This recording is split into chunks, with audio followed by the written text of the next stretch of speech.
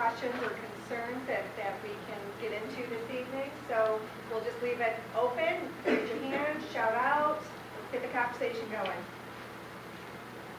Yes, sir. The other day, well, it's been home the other day, but I had a situation where I was working in the yard. A school bus came by and came to a halt across the street, and the driver wasn't letting anybody off, but was in the process of trying to settle the kids down. They weren't settling down, and she made the threat. I don't go until you sit down, and they weren't sitting down. And he said, then you'll have to get off the bus. And I figured there was going to be a problem. I walked over and I asked, do you need assistance? And after I got through, she said, no, she had a safety pole on board. And I said, if you need it, I'm here. The kids settled down a little bit because I think she felt, or the kids felt, that maybe she had more than just her and the safety patrol.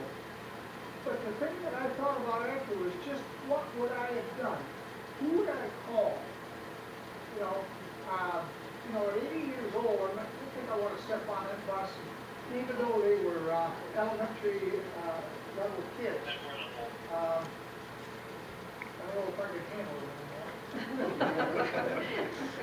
Yeah, but you know, you did the right thing by stepping up to see if she needs assistance. But what I would recommend, and I'm sure the officers would too, and they can certainly chime in, is, you know, if you walk into a situation where there's something's escalating, clearly she was frustrated and trying to say what she needed to say to get them to settle down, but if it had been escalated even worse, the right thing to do was certainly call the police department and indicate there's a school bus driver here, she seems to be having a situation on the school bus.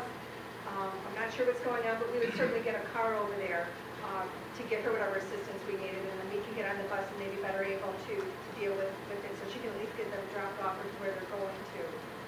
But no, we certainly don't want you getting involved in the middle of that, and that's what we always tell people when we go out to do the neighborhood watch situation is, again, you're there to be the eyes and ears. These guys are trained. That's their job, is to take on that risk, and they know what to do. But we certainly don't want people getting into situations where they're not trained. They could end up putting themselves at risk and getting hurt. So you did absolutely the right thing. But again, wanting to, if it had to go the next step, you know, call 911, call our station, yell to Irene to call the station. And if it had gotten to that point, we certainly would have come out there and tried and resolve what was going on for the bus driver there. Thanks, Miles. What else?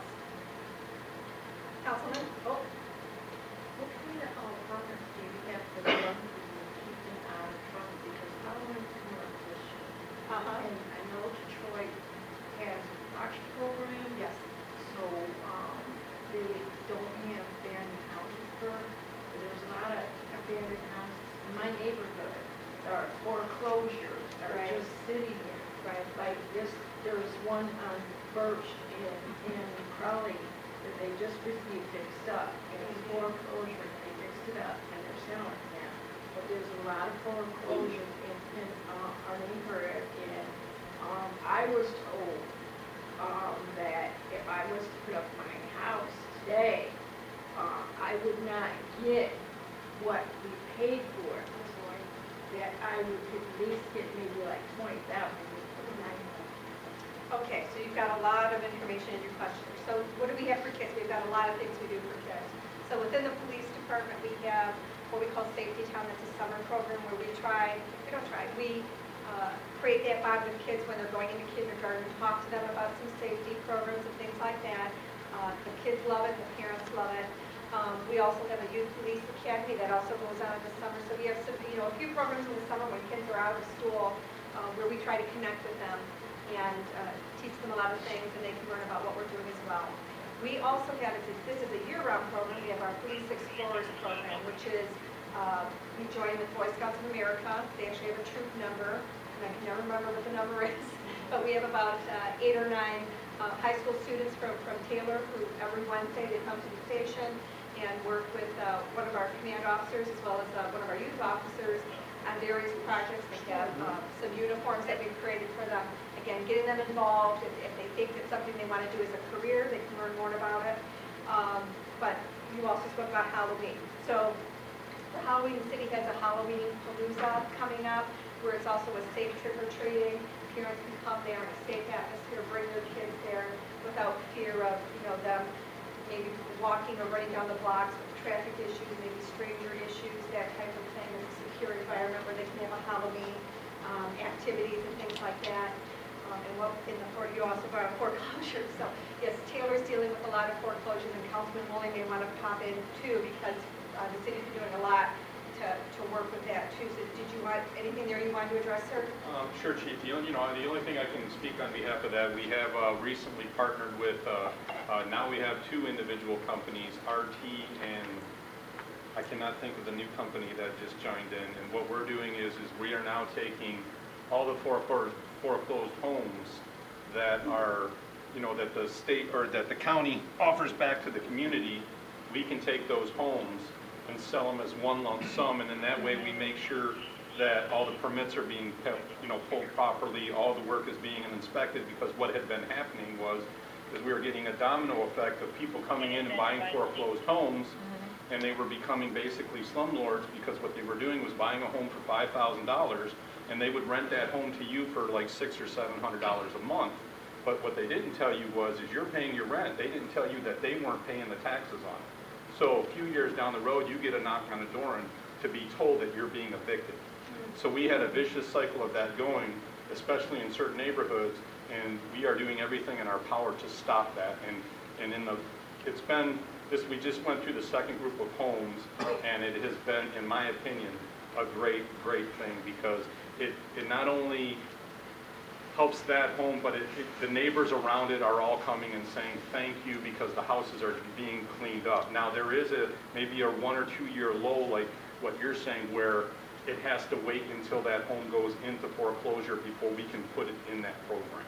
Yeah, because there's like 2 abandoned houses in our neighborhood, which is 8034, which is right next door to us.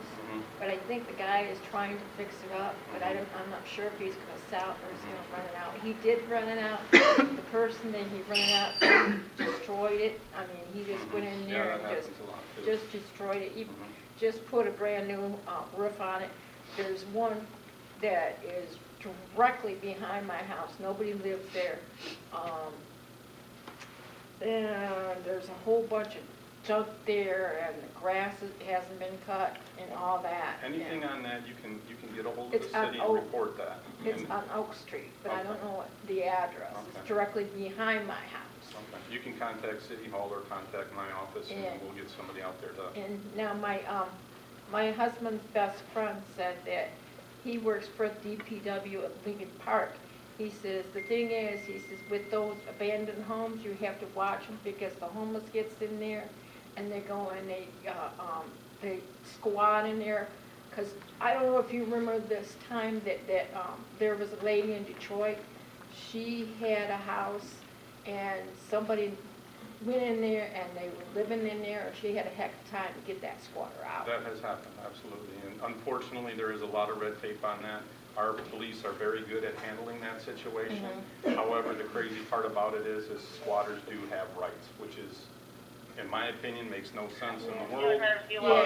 There is, so they have to do what they're able to do, and it does happen from time to time, because when we do sell back or give the houses to these people, or I should say sell these houses to these people, they have sometimes squatters in them, and it's a process of getting them out of there. It was on the news. I think it took her like 2 years to get that lady out. But there was a guy that was, I believe it was like for Channel 4, and he knocked her on the door, and he says, you don't own this house. This certain lady owns this house. You need to get out. And he kept knocking, and he kept knocking, and he kept knocking. And then finally, she got out, and so the lady went, and she owns 2 houses. So she went and she said what she's going to do is sell the one house and move into the other. Because she said that she's just tired of renting it out and, having bad people in the house.